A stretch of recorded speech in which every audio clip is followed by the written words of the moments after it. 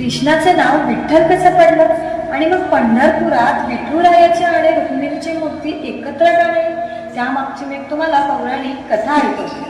कृष्ण निजला निवांत, आठवली त्याला राधेला केले जादूने जिवंत, जणू काय झाले त्याला प्रेम बाण.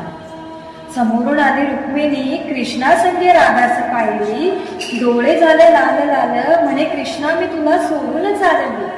कुठे गेली रुक्मिणी कुणाच बाई ठाऊ, कृष्ण वटोत्तर तिला शोधत होऊन व्याकुळ दिवस. कृष्ण पोचला बाई शोधत तिरी चंद्रभागेच्या, आणि रुक्मिणी दिसली त्याला दिंडीत पंढरीच्या. कृष्ण म्हणवतो रुक्मिणीच, पण ती रुसलेली फार.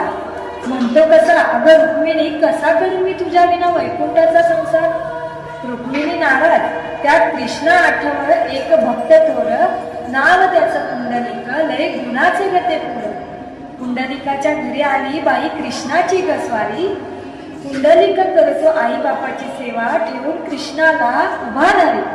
वाट पाहता पाहता कृष्णाची मूर्ती राहिली, आणि विटेमुळे विठ्ठलाची प्रचिती झाली. युगे 28 झाली लांब उभी राहुनी, रुक्मिणी रुसवा तू धरी, अवघ्या भूमंडळाच्या संसारभर विठ्ठल उभा विटेवरी.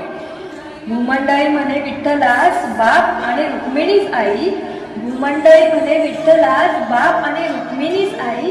म्हणूनच गोड मुखाने बोला, जय जय विठोबा रखुमाई, विठोबा रखुमाई, जय जय विठोबा रखुमाई.